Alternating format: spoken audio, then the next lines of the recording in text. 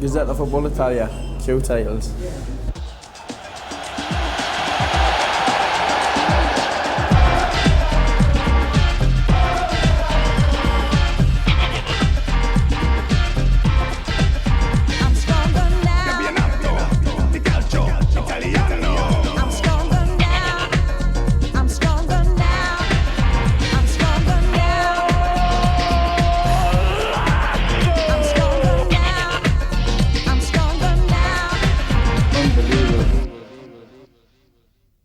Well, it's been a great week, great win for Lazio without me, scored 4 goals, great win for England, notched with a header.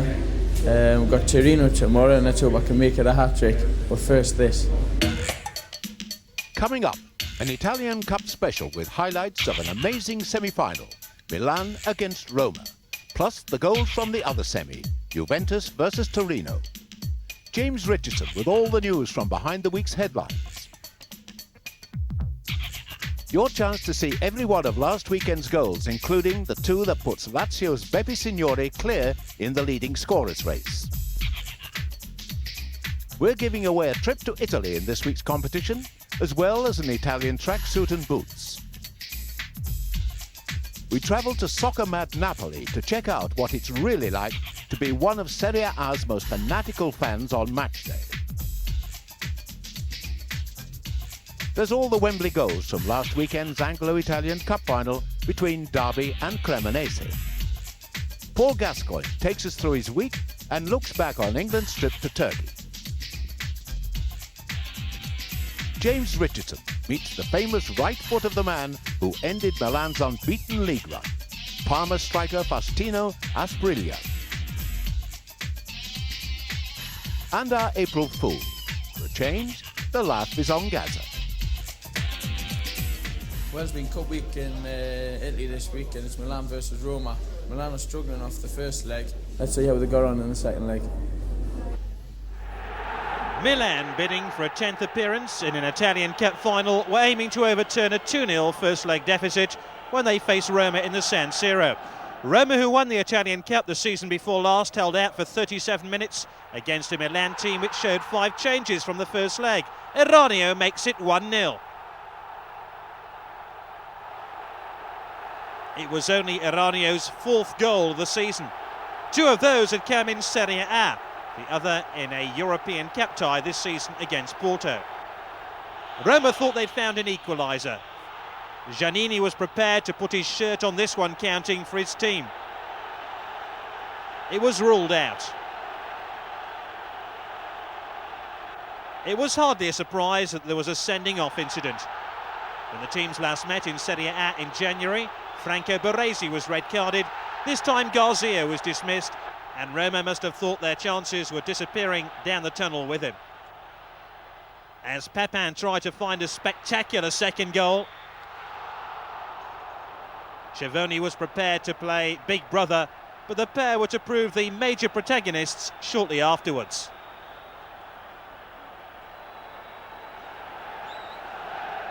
Three minutes from full time, Milan were handed a lifeline as Papin is intercepted by Comi. Milan have scored 6 out of 6 penalties this season, hanging on the 7th the hopes of a Serie A, Italian Cup and European Cup treble. This one turned away by Chivoni. Final score 1-0 to Milan. Roma win 2-1 on aggregate.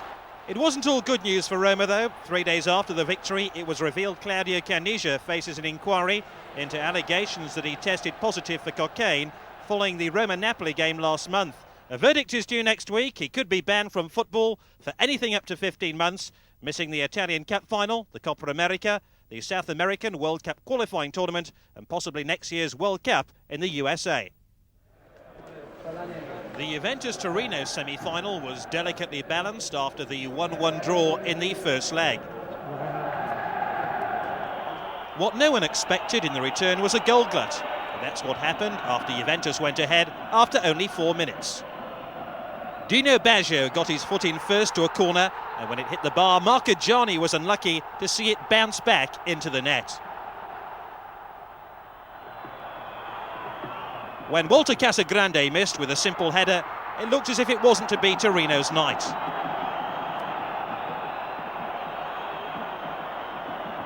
But substitute Paolo Poggi, a scorer in the first leg, had other ideas when he latched on to a deadly long pass from Annoni and cracked home an accurate left footer. Gallia will be unhappy with his marking. There was no denying the stylish finish from Poggi. Yet within 10 minutes, Juventus were ahead again. Some studied build-up ended with Torricelli finding Ravanelli curiously unmarked inside the penalty area. He ignored the claims for offside and coolly slipped the ball home.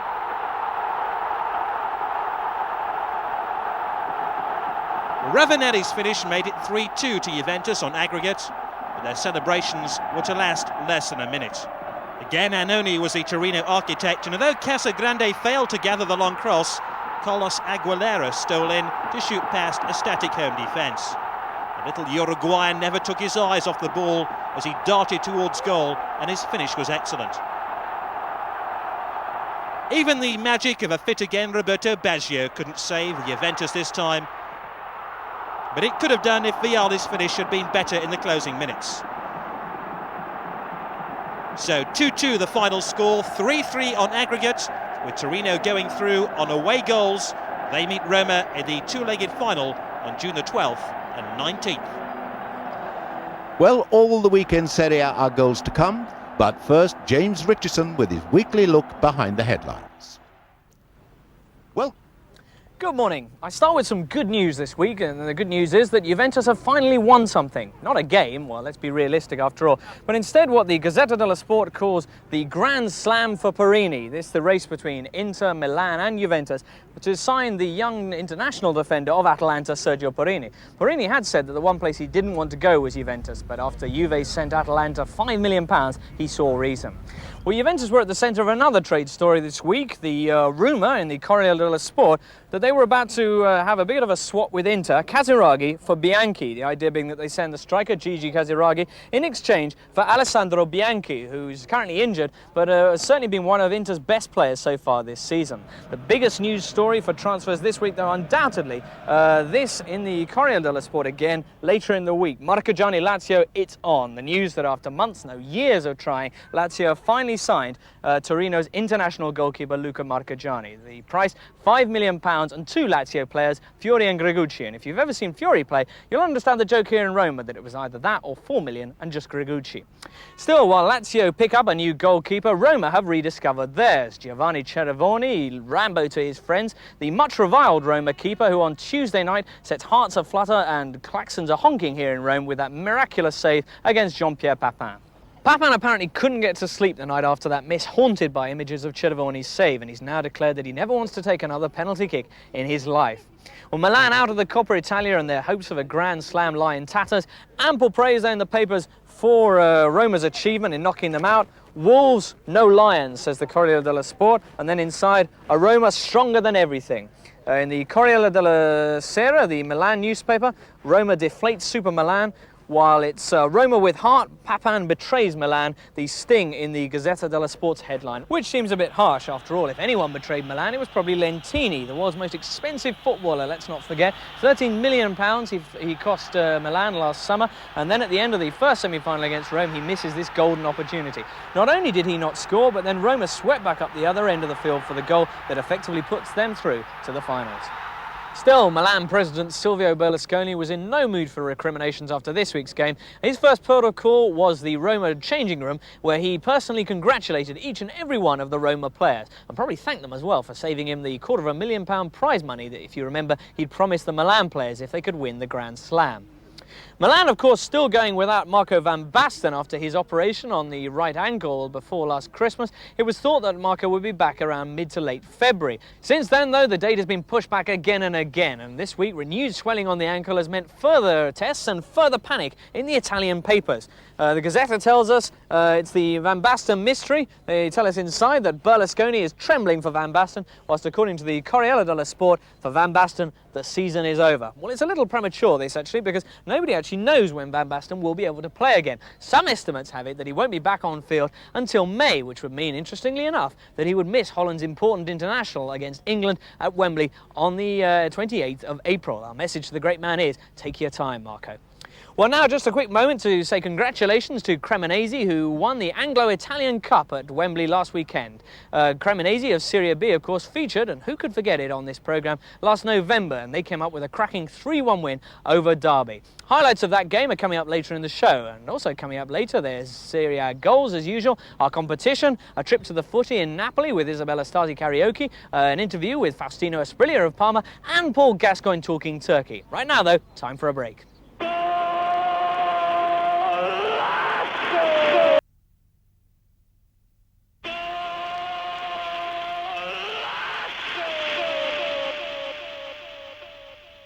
Welcome back. A trip to Italy and other prizes to be won in our competition, but first a roundup of Serie A goal action from Gary Bloom. Juventus in these striped shirts were hoping to put 2 successive defeats behind them. The absence of Roberto Baggio granted Ravanelli another first-team outing. The striker will feel he should have done better here. Juve looked to Gianluca Vialli for some inspiration. Italy's golden boy hadn't scored in his last 9 matches. Lajas Tatari was Ancona's main source of inspiration. That free kick just cleared the crossbar before Jurgen Kohler cleared following another Ancona raid.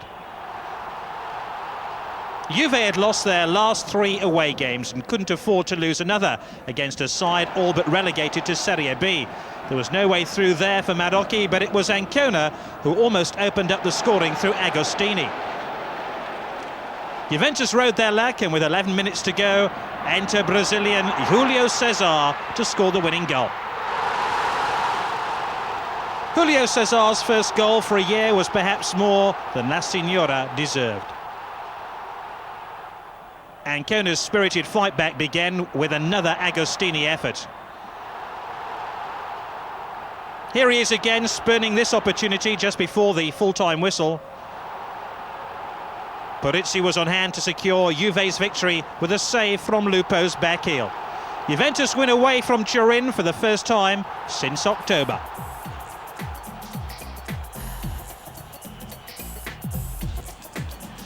Roma in red warmed up for their Italian Cup semi-final against Milan with a trip to Brescia, and after Tempestilli had almost headed them in front, Hagi stung the palms of the informed Cevoni. But it took the away side only 23 minutes to take the lead, Caniggia stooping to convert the cross from Mihailovic. Roma will hope the Argentinian can reproduce that sort of finishing as a race for a UEFA Cup place hots up. 3 minutes later, Mihailovic unleashed this unstoppable free kick, Roma 2 up. Surprisingly, it was a Serb's first goal in Serie A. Giunta's volley onto the crossbar brought the first half to an end. Into the second half, Radu Choi squandered a chance to pull a goal back. Former Italian national team coach Azeglio Viceni was in charge of Brescia the last time they managed a home victory against Roma, 25 years ago. They just couldn't break down Roma's resistance as they fell to their 5th defeat in their last 7 matches. Roma are now unbeaten in 10 Serie A games. Serie A staged a match behind closed doors for the first time in 68 years. The venue's in fact Verona's Bentogodi Stadium, chosen by the Italian Football Federation to hold Fiorentina's home fixture against Cagliari.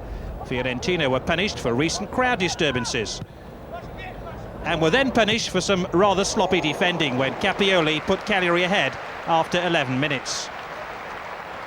Fiorentina's static defence allowed the midfielder to score his 7th of the season.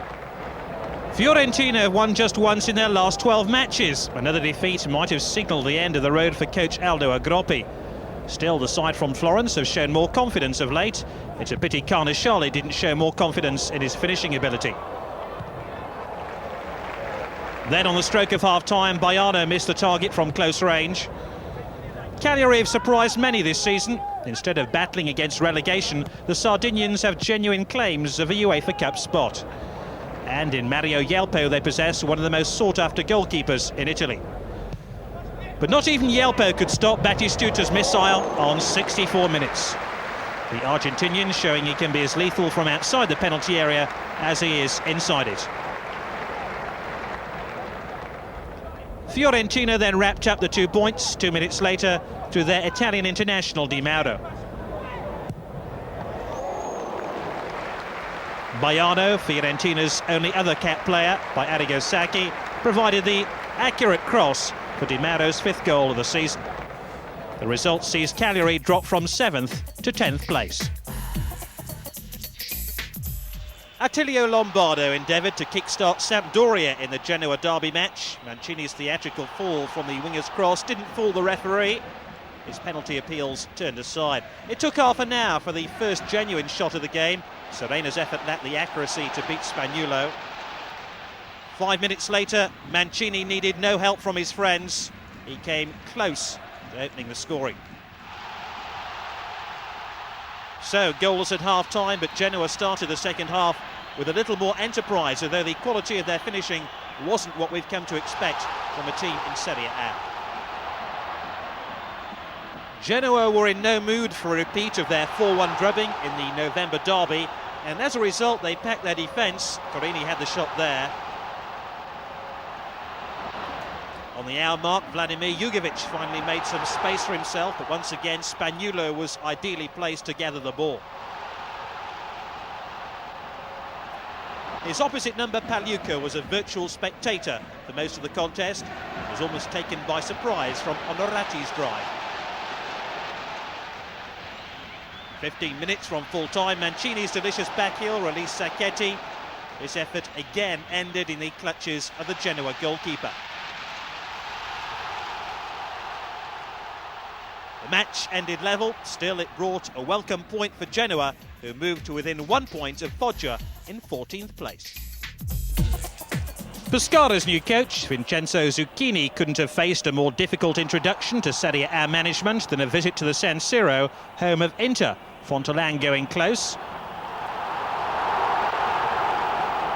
Pescara were placed under pressure from the kick-off, although you wouldn't have thought so judging by Alfieri's nonchalant clearance. Then Shalimov set up D'Agostini for this teasing shot. On the half-hour mark, Inter controversially opened the scoring. Rubin Sosa with yet another spectacular strike. The Pescara players complained the free kick was taken while the ball was still rolling. The slow-motion replay focuses solely on Sosa's stunning shot. The closing stages of the first half belonged to Pescara, and to Palladini in particular. Zenga foiled him initially. He was then denied by the frame of the goal. Zenga's been in splendid form this season. In the second half, he flew to Inter's rescue. Allegri then saw his drive fly over the crossbar.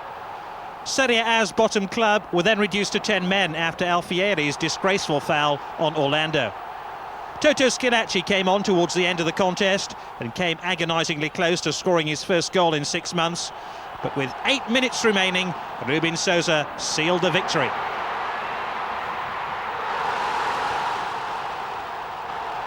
It's Rubin Sosa's 10th goal in his last 11 matches. As Pescara went down to their 10th consecutive away defeat, Rubin Sosa squandered the chance to claim his first hat-trick of the season. Inter remain undefeated in 1993. Well, now it's competition time here on Gazzetta Football Italia, and your chance to win a trip to the Italian Cup final and an Italian tracksuit and boots. Just answer a simple question by ringing us on 0891 333 444. Milan's hopes of a unique treble were dashed this week. Trailing 2-0 after the first leg of the domestic cup semi-final, they won the return against Roma, but only by this single goal at the San Siro. It wasn't enough. Roma go through, but who will they meet in the final? Will it be A, Torino, B, Juventus, or C, Inter Milan? The first correct caller picked out by our computer when lines close next Thursday goes into a winner's draw for a trip for two to the Italian Cup final in June. They'll also win this Italian tracksuit and boots. 5 lucky runners-up will take home one of these 1993 albums containing colour stickers and full career details of top players from every team from the Serie A down to Serie A. They'll also win copies of the second edition of our Football Italia magazine. Now, in Gazzetta last week, we asked you to tell us who scored the goal for Parma that ended Milan's 58-match unbeaten league run a fortnight ago. The answer was C, Faustino Asprilla. Winner Peter Scott takes home an Italian national shirt and ball and goes into our Italian Cup final winners draw. And runner-up Philip Bathgate wins a special Italian football watch, while 5 other runners-up get copies of our new Football Italia magazine and the latest fanzines. Finally, remember you can get full details of all our competitions by turning to page 365 of Foretell. So 2 of our lucky competition winners will be mixing with fans in Italy at the end of the season. Let's give them a taste of what's in store for them, as Isabella Stasi Castriotta reports on life as a Napoli fan. Football in Italy is very different from football in Britain, especially in Naples. It was a beautiful spring day last Sunday, and many people decided to enjoy the sun and eat a plate of spaghetti alle vongole, spaghetti with clams. This is Mare Chiaro, a location famous for inspiring a classic Neapolitan song. But also because even at Christmas, a group of men in bathing suits go for a swim and sit in the sun. But even on a day like this, they never stop listening to the radio. Football is very important in Naples. People from all over the region went to the stadium to watch Napoli play against Atalanta. The atmosphere is colorful, vivacious, yet surprisingly disciplined. Chi vince oggi? Il Napoli, Quanto? 3-0. Lei che dice? Quanto vince? 0, doppietta di Carega. Sì, perde. L'Atalanta è una buona squadra, però perde oggi. Perché? Perché il Napoli è più forte. Perché? 1-0 per il Napoli. Chi segna? Zola. Napoli still remembers the times of Maradona as the best times of all. In Sanità, one of the city's poorest and most dangerous quarters, pictures of Maradona on the walls have not been replaced. In Naples, football is not just a hobby. It's a way of life. On Sundays, families organize their lunches around the football match. And either by the sea or at home, the big question is, will Napoli win? Scusi, posso farle una domanda per la televisione inglese? Posso farle una domanda per la televisione inglese? Che domanda? Sta vincendo il Napoli? Sì. È contento? E come no? Pensa che ci sia possibilità di fare un secondo gol? Lo stavano facendo. Lo stavano facendo il secondo gol. A che punto? Adesso. Proprio adesso? Al 75. È contenta? Del Milan? Ah sì? È napoletano lei? Però è tifoso del Milan. Perché? Da ragazzo, ero molto tifoso di Rivera e mi appassionavo. Cioè. Luckily, this week, Napoli is playing very well. High concentration and high determination. Policano has scored a first goal at the 21st minute. While I walk in the quartiere Sanità, the only sound I can hear is the radio.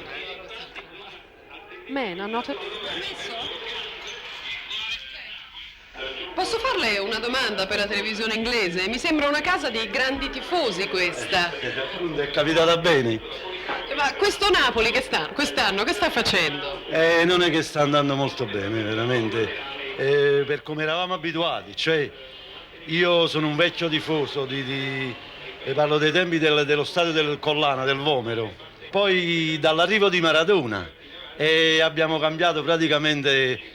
ogni domenica era una festa, con la partecipazione di tutto il quartiere, di tutta Napoli, delle donne che poi una volta si arrabbiavano sempre, quindi con la venuta di Maradona si vinceva quasi tutte le domeniche. E, a parte Maradona, il grande campione che lo è stato e lo sarà sempre e rimarrà sempre nei nostri cuori, però Maradona non pensava egoisticamente solo a lui, alla sua grandezza, alla sua cosa, ma pensava di entrare a Napoli nel cuore. Quindi lui amava i napoletani perché noi napoletani amiamo il calcio, cioè il Napoli non è la semplice squadretta di calcio, per noi il Napoli è la bandiera, insomma, rappresenta la città, ecco perché a Napoli la sentiamo così forte questa passione per il calcio, perché è l'unica cosa che ci dà, è come un familiare che combatte, i rappresentanti della nostra città. Ecco, siccome Napoli non ci dà niente di bello, purtroppo nella storia, nei secoli si ripete, non abbiamo mai avuto niente di bello. L'unica cosa bella in napoletano cerchiamo di rallegrarci un po', ecco, con questa squadra che rappresenta un po', cioè i calciatori, un attimo che può darsi. Vabbè. Praticamente le stavo dicendo. Men are not alone in their love for football. Their wives and their daughters are often strong supporters. Mi piace quando vince. Quando fa, diciamo, la vince. Ecco. Mi piace la... Quindi anche le donne sono molto tifose a Napoli? Sì, ce ne sono proprio noi a quando. Ma ce ne sono molte. Ecco. Vanno allo stadio. Anche quando c'è la vittoria. Quando c'è la vittoria è bello perché ha vinto poi. Festeggiamo. Quando noi abbiamo vinto il secondo scudetto, abbiamo fatto una grande festa. Ma lo scudetto quello dice... le birre. No, dice la... Poi dice stata... No, dice la signorina che quando vince, diciamo, sì, giornalmente, cioè... È una grande festa, una grande coesione. Quando lo scudetto è una grande festa, ma giornalmente... Per noi Napoli che ha vinto. A volte fanno le... Per noi Napoli ci piace molto. Well, English and Italian fans got the chance to mix at the mecca of football last weekend when Wembley staged the final of the Anglo-Italian Cup.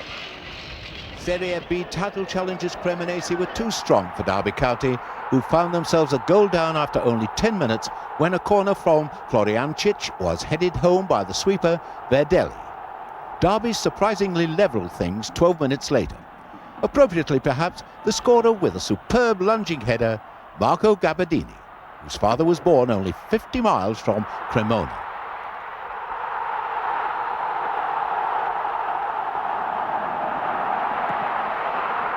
County goalkeeper Taylor distinguished himself by saving a penalty from Nicolini, but he couldn't repeat the feat 4 minutes into the second half.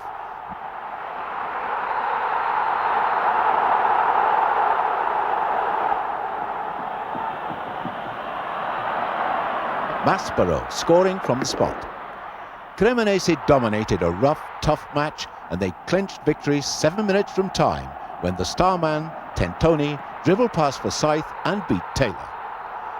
3-1 the final score and Cremonese the Anglo-Italian Cup winners. On the international front, it was World Cup week, with England on duty in Turkey. 3 Italian-based Anglos in Graham Taylor's side, including, of course, Paul Gascoigne. Well, it's been a great week for England. We had a tough match against Turkey. The manager told us what we expected. You know, the spitting, the elbowing, the punching, the kicking, and we got all that. I was really proud of the lads. I thought they played really well. They didn't retaliate or nothing. It was unfortunate Dave Platt got never mind. But the outstanding player for me against Turkey was Tony Adams. He led from the back and he was outstanding. We have 6 games left. You know, we're not comfortable. No one's comfortable in the top 3, to be fair. We can only hope that when we play Holland that we do really, really well and we get the point, as I said, the points that matter. The goals, I was really pleased to see myself get another goal. But the first one was by David Platt, my teammate. Great ball by John Barnes. We worked on that a couple of times this week. And Dave got him fantastic with a header, went through the keeper's legs. The second goal, I know people say it was a good header, but the ball that Paul Lynch provided me with was fantastic. You know, I gave him an early shout and he took it down and half volley with the side of his foot into my path. 2 headers by England. We got the point that was needed. Turkey really let themselves down by the gestures they gave, the coins that were thrown. I mean, the people say Turkey's a poor country by looking by all the money that was thrown about. I don't think so. You know, the off-the-ball incidents like the punch into Ian Wright, I just told him after the game he just have to work more on his stomach muscles. But, you know, I think some of the tackles were out of order. I'd like to see them up against someone like Wimbledon. They should put them in place. The next match we have is Holland. It's going to be a difficult match. We know that. Holland are starting to pull it together.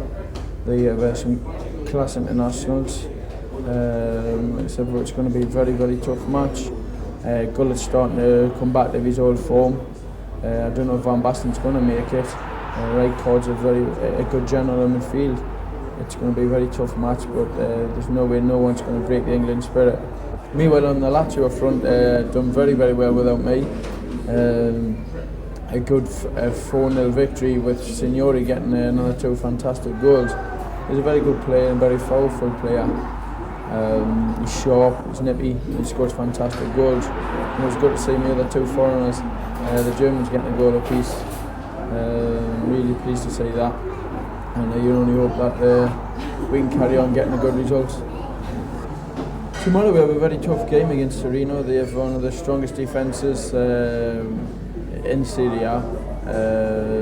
They have a couple of strong players, very good in the air.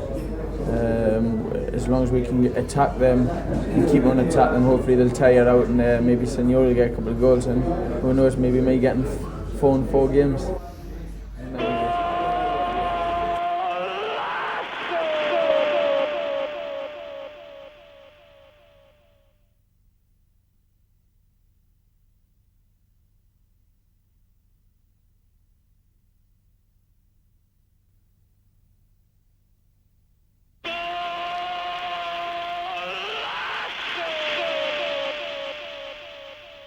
Welcome back. Coming up, the day with Parma's Colombian superstar Faustino Asprilla and an April Fool's trick on Gazzetta. But first, let's complete the goal action from Serie A. Gascoigne-less Lazio were at home to Udinese. Udinese are without an away win this season. Lazio went into this game third in Serie A and should have taken an early lead. 2 of Serie A's top goal scorers were busy tussling for possession here. Signori denying Balbo a shot on goal. After half an hour, Lazio went in front with a goal of exceptional quality, scored by Beppe Signori. Lazio have only failed to score once this season, ironically against Udinese, and guess what? Signori wasn't playing in that match. Signori's goal meant he was 2 ahead of Balbo in the goal-scoring charts. Here's Balbo trying to cut the gap instantly. Udinese's goalkeeper Di Sarno is on loan from Lazio, and he did his best to get his team a penalty here. This is Thomas Doll trying to extend Lazio's lead. Delano's free kick almost brought Udinese level. Second half now, and Calori's header caused panic for Lazio. But it took a mistake by Pellegrini to provide Lazio with a key to their second goal. This only Thomas Doll's second goal of the season. Riedler and Signori were ideally positioned expecting a cross. Few expected Doll's strike. Another German international, Karl-Heinz Riedler, almost forced in goal number 3 for Lazio. Shortly afterwards, he was threatening Udinese's defence again. Balbo rarely shook off the shackles of Lazio's defence. This is a rare opportunity for him. This was Lazio's one real wobble in the second half. Defender and goalkeeper between them providing security for the goal. Di Sarno won't have been pleased by his own attempts to save Signori's volley, given the fact the ball was hit straight at him. You need a slice of luck to score a hatful of goals. A goalkeeper still on Lazio's books runs a close second. In fairness to Di Sarno, he stood little chance with number 4, which came 3 minutes from full time, scored by Karl-Heinz Riedler. The German was strangely neglected by Udinese's defence.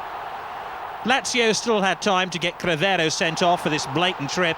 He'll now miss his team's trip to play his former club Torino. Lazio's emphatic win is their first in Rome against Udinese in 34 years. Napoli in the light blue shirts are unbeaten at home in 5 months. Here's Atalanta's goalkeeper Ferron almost beaten by Carboni early on. Napoli hit the fast forward button. Zola's corner is almost converted by Ferrara. Nela and Pollicano almost fashioned an opening goal. Pollicano didn't have to wait too long to have another chance to score. 20 minutes in and Napoli lead by a goal to 0.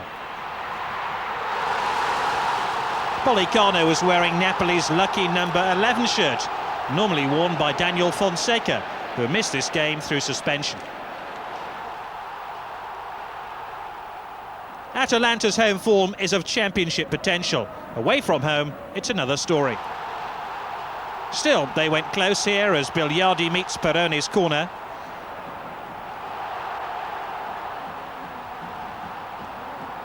Italian under-21 international Alto Mare almost broke the net, and Atalanta's resistance here.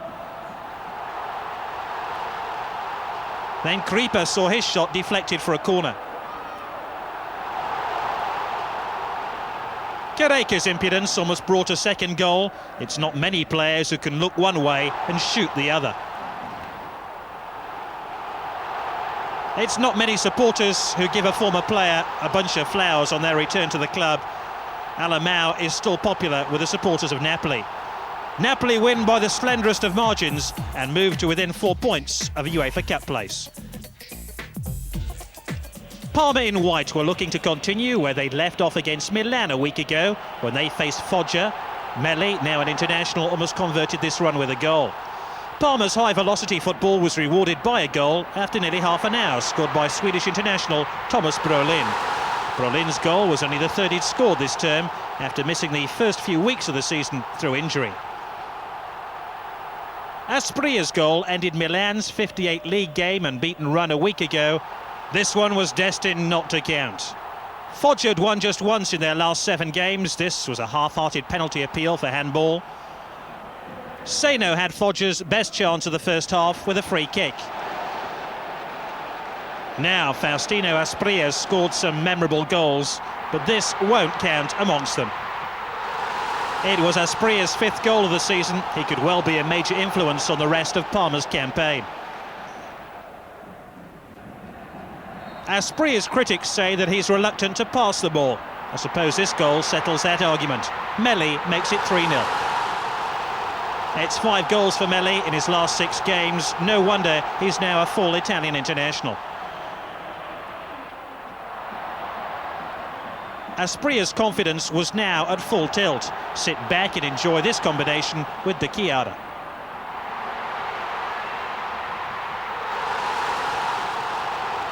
It's the fullback's first goal of the season. Mind you, he hardly looks like a fullback in the manner in which he took the goal. It's Parma's biggest ever win in Serie A. Still to come for them, a Cup Winners' Cup semi-final against Atletico Madrid. Match of the day in Italy was Torino in red against Milan. 2 minutes in, Little and Large, alias Aguilera and Casagrande, combined for Mussi to score against his old club. Milan, beaten last week in a league game for the first time in 22 months, must have been thinking, here we go again.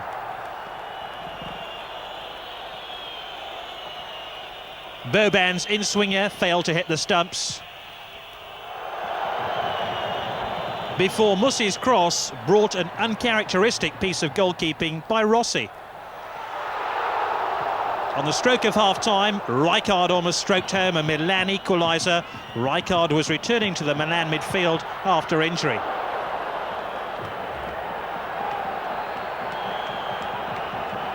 Milan brought on Gullit and Albertini in the second half, and here's how the two responded after being let loose on Torino's defence. Torino have the meanest defence in Serie A, but Gullit is one of the most accurate headers of a ball in Italy. It cost Milan £13 million to lure Lentini away from Torino in the summer. Here's Lentini almost scoring against his old club. Milan soon woke up to the fact that they're meant to be the best team in the land. Rijkaard almost won the game for them here.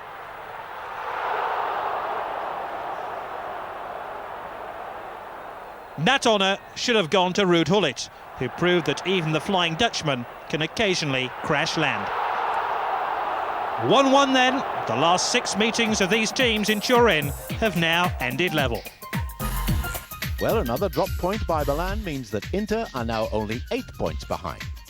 Lazio are clear in 3rd place, with 3 more clubs locked together on 28 points. Genoa's draw against Sampdoria leaves them in serious danger of relegation along with Brescia and the seemingly doomed Ancona and Pescara. Beppe Signori's double for Lazio leaves him clear at the top of the leading scorers list. Inter's Ruben Sosa was the only other top marksman to increase his tally. Both informed strikers face away trips tomorrow. Signori's Lazio away at Torino, as 3rd play 4th, and Inter travel to Sampdoria. Having already won 5-1 in Napoli, Milan will be confident of completing the double at the San Siro, while Parma will be bankers at Pescara to continue their rise up the table. Since destroying Milan's unbeaten league record, Faustino Asprilla hasn't been out of the headlines. James Richardson went to investigate. Faustino Asprilla doesn't usually take free kicks for Parma. 2 weeks ago against Milan, though, he thought he'd have a crack. With his coach, Nevio Scala, yelling from the sidelines for someone else to take the kick, Asprilla struck home a ball that left Rossi standing and Serie A in shock. After 58 games, Milan were beaten. 2 weeks later in Parma, I found myself face to face with the foot that made history and its owner, Serie A's only Colombian, the aforementioned Mr. Asprilla. He and his wife Catalina had joined us for an array of refreshments in a cafe in the town centre, and talk turned naturally to that Milan goal. This is the foot that made history. 2 weeks ago, it struck a free kick that ended Milan's 58-game unbeaten series in Serie A. And here is its owner, Faustino Asprilla. Historic kick then. Did you feel a lot of pressure as you were hitting the ball? Yo lo que pensaba era de tirar bien y tratar de marcar gol, porque eso es lo que al fin y al cabo le cuenta a uno como extranjero, ¿no? Entonces, para mí era importante. Asprilla's kick earned him fame all over Europe and confirmed his status as a national hero back home in Colombia. Just 23 years old, Asprilla grew up in the town of Tuluá in Colombia, but was to make his name in the notorious city of Medellin, playing for Nacional.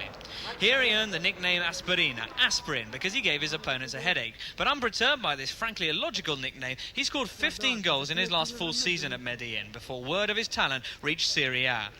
Parma's president, Giorgio Pedernaschi, heard about this young revelation of Colombian football and went to investigate.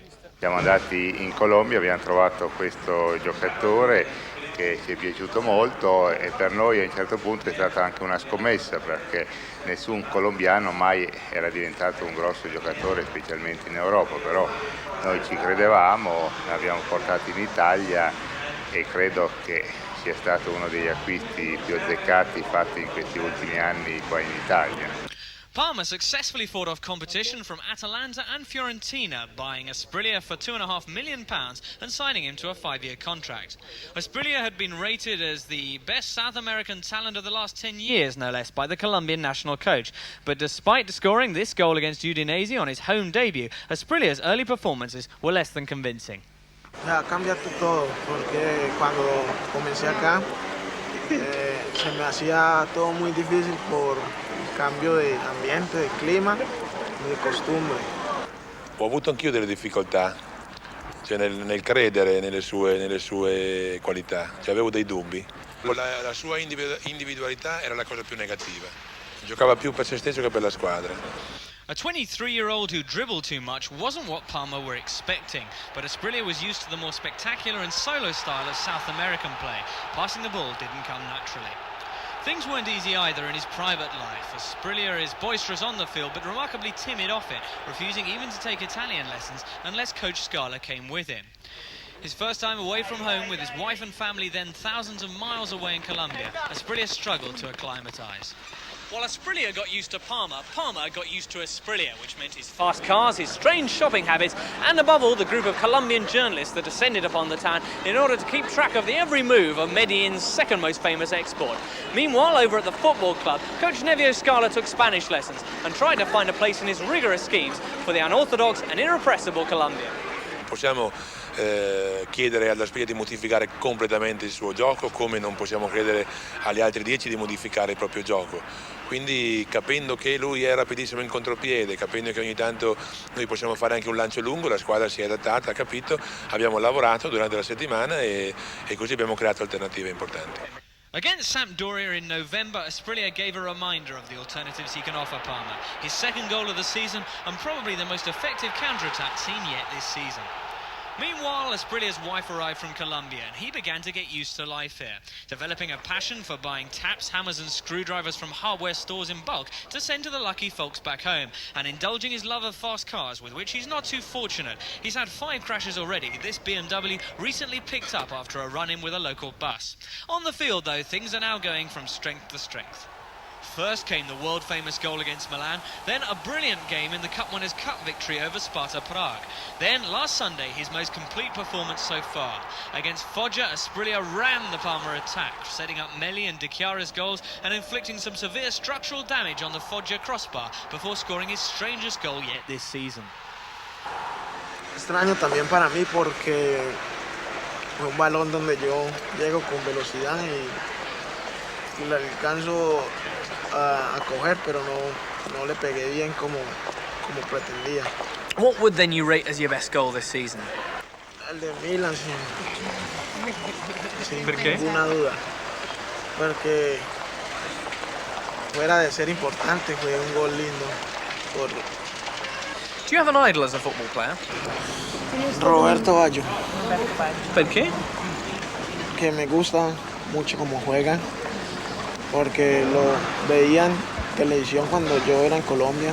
Certainly, apart from his talent for goals, Baggio doesn't exactly spring to mind as an example for Asprilla.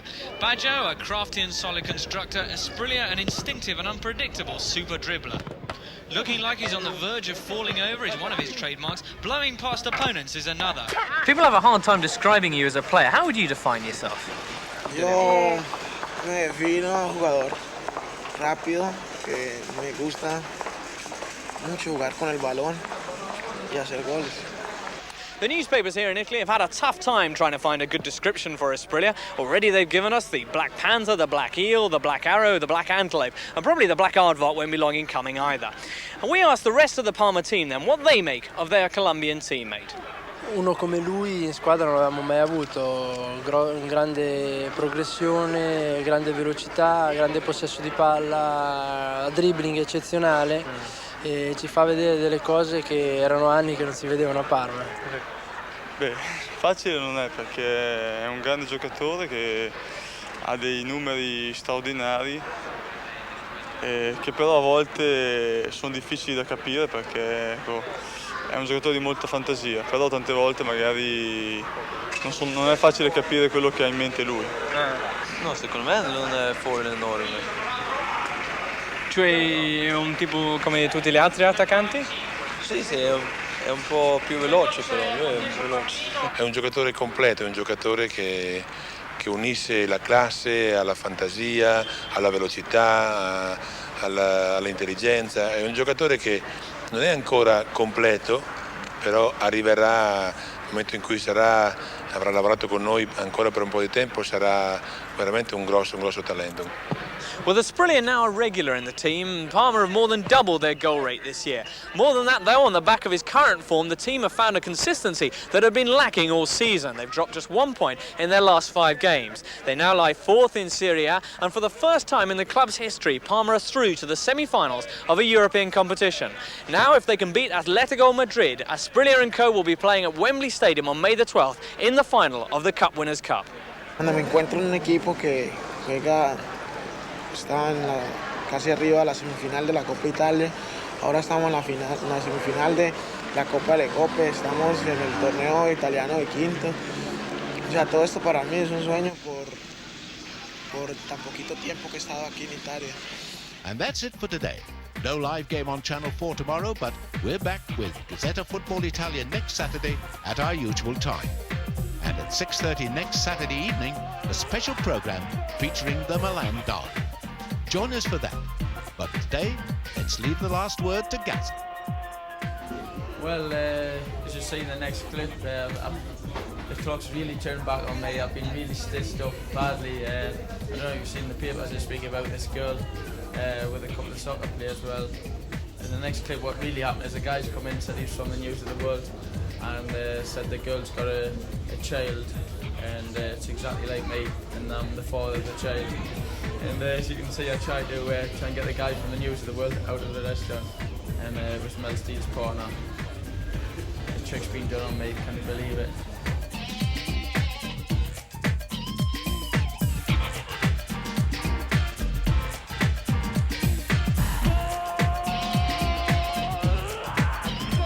Well, this is a guy that really stitched me up, but we're friends now and he's not in the News of the World.